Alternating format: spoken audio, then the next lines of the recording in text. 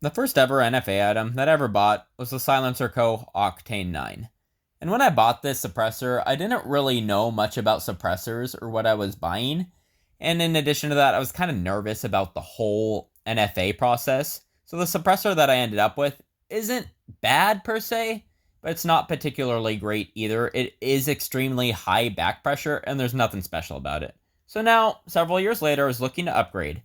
And when upgrading, something that I wanted most out of this upgrade was I wanted something that was much lower back pressure, so I decided to go with the HUXWRX Flow 9K Ti.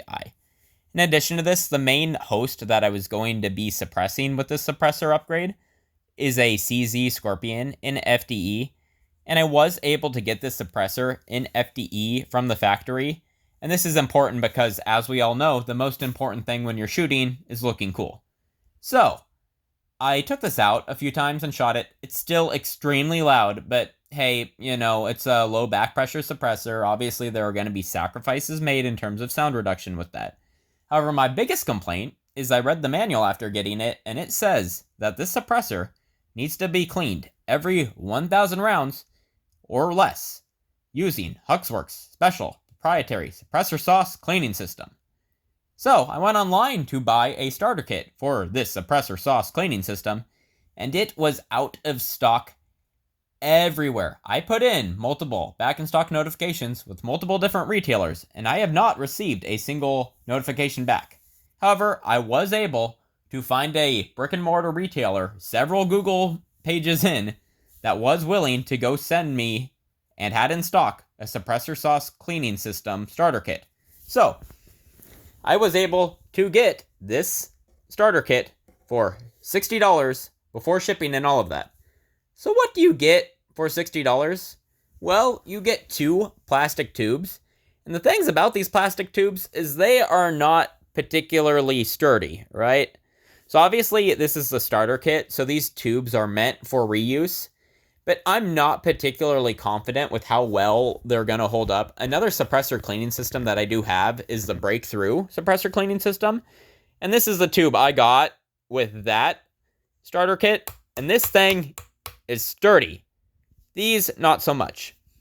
And in addition to that, when I opened up this box, there were granules everywhere. And the reason for that is that this powder that you mix with water to make their special solution, as you can see, it actually leaked inside of the bag that it came in.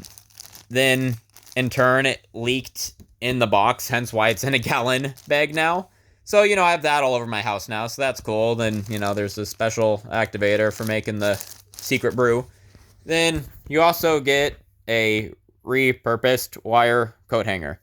So, you get all this for $60 just to clean your special HUXWRX suppressor, right? So you might say, hey, okay, it's a, heavy initial cost, but it gets cheaper to clean your suppressor after that, right? Well, not exactly.